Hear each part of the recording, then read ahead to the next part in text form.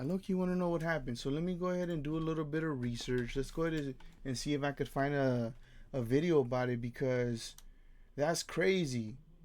First and foremost, I didn't even know Terry Kennedy was going through some mental issues, and let alone, I didn't even know he was in jail.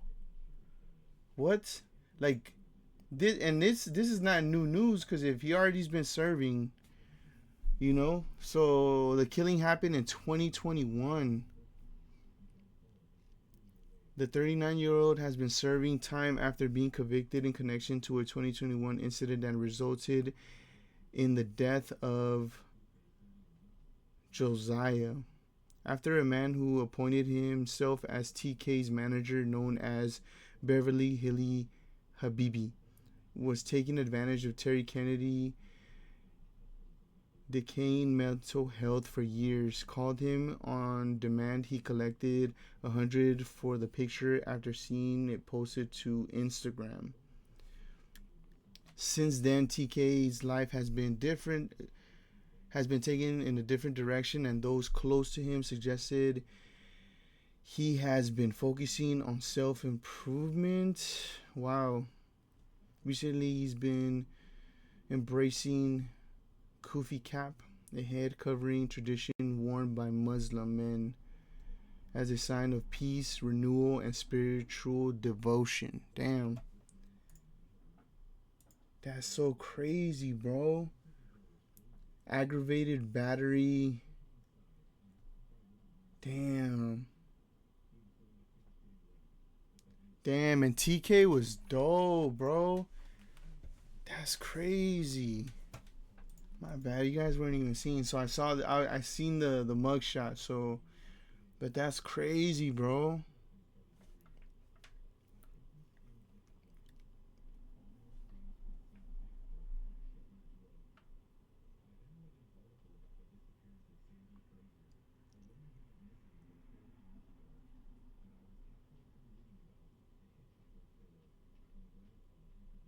He killed a disabled. That's crazy. Compton ass Terry. Damn, let's see.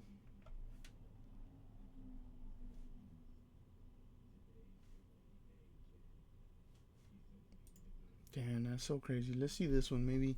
It's 15 minutes long, and we probably won't see the whole thing, but I just want to see what the heck, man.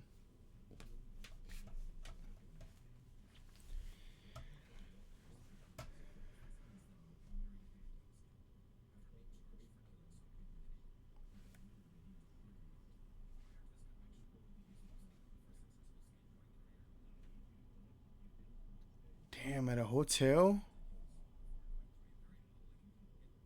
Damn, it's just breaking up. I paid the bill. What the fuck?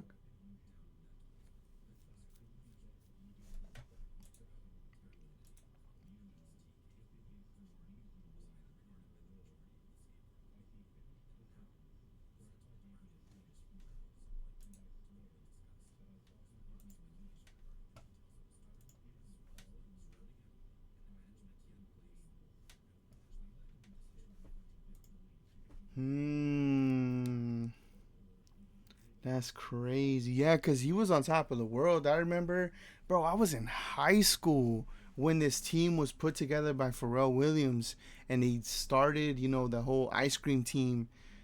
TK was one of the last ones that did his part, in the skating video. He was dope. He was on top of the world. That's crazy.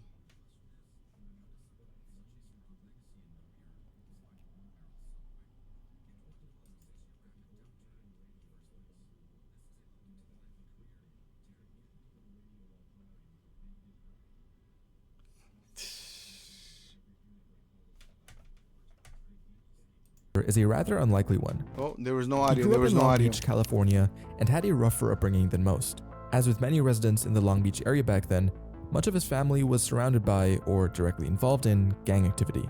Because of his background, TK was almost destined to follow the same path himself, had it not been for a simple chance encounter. By a fortunate stroke of luck, when Terry was a kid, he happened to notice a few other kids skating at a nearby park. Intrigued. Damn, man, you gotta think during these times, like, skating wasn't really something that was popular, but it became popular because of these guys. You know what I'm saying? Bro, that's By it, crazy. he went over and started talking to them, which eventually led to one of the kids giving Terry a full board and even a pair of skate shoes. From that point on, TK's life trajectory would change. See, skateboarding isn't exactly the most common thing for kids to do in the hood, and this was especially true back then. But for Terry, it was an outlet he enjoyed that kept him away from the gang activity going on around him. TK was hooked on it, and even though a lot of his neighbors thought it was corny, he found a good group of friends he could skate with that, for the most part, helped him stay out of trouble. Damn, bro. That's so crazy. Hearing this shit just reminds me of because I went through a skate phase too, man. I'm not even going to lie. The best trick that I was able to do was a fakey tray flip. That's the best trick I was able to do. I would go to the skate parks a lot. I would always hang out with the homies and go skating, anywhere, everywhere. I would always be with my board. So I had different sets of homies. So I had the homies that were where I lived at the time. I would skate with them, when I was around, let's say at home or whatever. But I also had another group that I would skate with, which was people that were in school, and we would go to the skate park after school and shit. And bro, the good times that you have with people when you're just having fun and just doing it up, and damn, bro, I remember like getting out of school at 3:04, taking taking two buses to go to the skate park, skating there until it closed. They would kick us out or whatever because it would close, I think, at 6 or 7. I don't remember exactly, but it would close at 6 or 7, and then they would tell us to leave, and then we'll wait for the people to leave, and then we'll sneak back in. There's been so many times, bro, that the person that's taking care of the park would leave, and we'll just sneak back in, and then in like 10 minutes the cops would be pointing their lights and shit, and we're just hiding behind things and jumping the fence, running to the other side. And damn, memories. Good times though. Good times. That's just crazy. Because he knew skateboarding was a better route. So what happened? As a black kid in the hood skating, he faced a lot of backlash from the people in his neighborhood, which is something he's... Let's go right here. Maybe we'll go a little bit forward. While out visiting his new girlfriend near Chicago, Terry Kennedy met a 23-year-old skater named Josiah Casahan. Okay, that's him, Josiah. Josiah is described as being an amazing friend who's always focused on positivity. He was well known in the local skate scene and was an easygoing person to get along with. Josiah grew up as a fan of Terry, so when Josiah saw him out skating one day, he went up to talk to him, quickly sparking a friendship. For the remainder of TK's trip, the two hung out frequently, spending a lot of time skating together. The night before Terry was set to return to LA, they allegedly even partied together at the hotel he was staying at. Early the next morning, however, Terry began having another one of his episodes, and that's when things took a turn for the worst. Apparently, Terry's girlfriend had originally agreed to give him a ride to the airport, but since she had been drinking, she suggested that they call an Uber instead. This quickly prompted a heated argument between the two in the middle of the hotel parking lot. Ooh. When Josiah tried to calm Terry down and de-escalate the situation, Terry allegedly punched Josiah in the face, leading him to fall to the ground and hit his head on the concrete. There's some speculation that Terry then kicked Josiah while he was on the ground, before taking his girlfriend's car and driving away, leaving her in the parking lot with Josiah unconscious and bleeding. After paramedics arrived, Josiah was taken to the nearby hospital, where he unfortunately passed away a few days later. Fuck. Terry Kennedy was soon arrested for the event, and after being detained, apparently threatened the lives of the police officers who placed him under arrest. Throughout... Damn. So he socked bro in the face.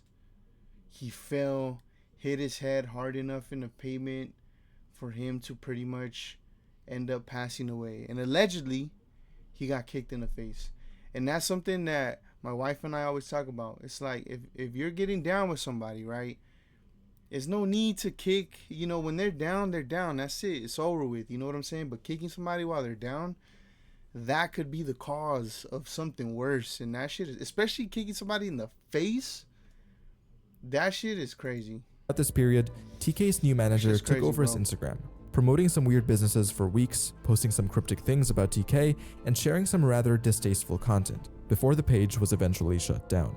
This manager was seen with Terry a few times before the arrest, but the way he handled the situation after the arrest led to a lot of speculation about whether he was manipulating or taking advantage of Terry during a mental episode. His manager has claimed that that's not the case, and in an interview even said that he saved TK from being homeless. Since not much is known about his manager, it's difficult to know what to believe, but the relationship definitely seems suspicious, and we may never know what the full truth is. What we do know is that over the following months, Terry went to trial for the hotel incident, eventually being sentenced to 10 years in prison, 5 years for aggravated battery, and 5 years for threatening a public official. There is a possibility he'll get out much sooner, but that largely depends on his behavior, which so far hasn't been the best.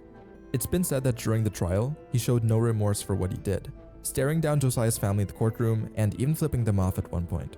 During the trial, it was ruled that TK wasn't clinically insane as some have guessed, and is fully aware of his actions. However, longtime fans of his have noticed that he clearly shows a history of erratic behavior, and it doesn't seem like he's all there mentally. Perhaps he's not unhinged enough to be declared clinically insane, but there definitely seems to be some mental issues at play. Regardless of his mental condition though, his actions led to the death of a young skater who was loved by many people in his community. Terry Kennedy briefly rose to a level of fame far greater than many other skateboarders in history. But sadly, his legacy will forever be brought down by the series of events. The unfortunate reality of it all is that his story went from being one of the most inspiring to one of the most tragic, and even if he is somehow reformed when he gets out, the negative consequences of his actions will be felt forever. But isn't that crazy that this could have happened to anybody? Because let's say you're having a disagreement with somebody and it just so happens that it got to that point and it fuels up to that point where you ended up, getting down with them. Now you're in a position of, let's say, like in his situation, you socked him, you knock him out pretty much. He falls to the ground, hits his head on the pavement, and now he's dead. All because it was just gonna be, a squabble or whatever. But it goes from that to fucking losing your career, going to prison, and now it's like people are gonna look at you different because, damn, that's just crazy, bro. That could have happened to literally anybody. A lot of us have fought before. A lot of us have gotten down with people before. This could have happened to anybody. So I mean, I don't think it's gonna be something where it's like, oh, we don't like you because you did this or that. It's like, bro, this could have literally happened to anybody, But that shit tripped me out though, because I really didn't know that he was even in prison. Because I'm not gonna lie, I haven't been following the skate scene since I stopped skating back in like 2012, bro. Because I was really into, like I said, the ice cream team, Paul Rodriguez, what was his name? I forgot his name, but there was like a lot of different skaters that I would be checking out and stuff. But, bro, that's crazy though. Did you guys know about this, or did you guys ever skate when you guys were younger? I need to know. Speaking of Pharrell Williams, though, the other shit that kind of caught my attention today was a trip, because I didn't even know that Bape ended up going broke. You guys remember Bape, the 75 brand? million annually. Don't make these same mistakes. Let's get to it. Basically, bro had it his way because he was buying all type of luxury goods, like here with a fridge full of Bapesters, hella LV chests. He had multi-million-dollar luxury cars, all that. The reason he had to sell because he racked up $25 million in debt due to just opening too many locations, too many retail spots. Mm-hmm. So what bro had to do in 2011 was sell to a fashion conglomerate in Hong Kong called IT Limited for $2.8 million. That's pennies. But it goes to show, do not let your lifestyle supersede you. Fashion is fun, you make a lot of money, but don't try to pull the trigger on growing too fast. This is just a simple case of not being knowledgeable in the scaling of retail and what those operational costs look like. Overall,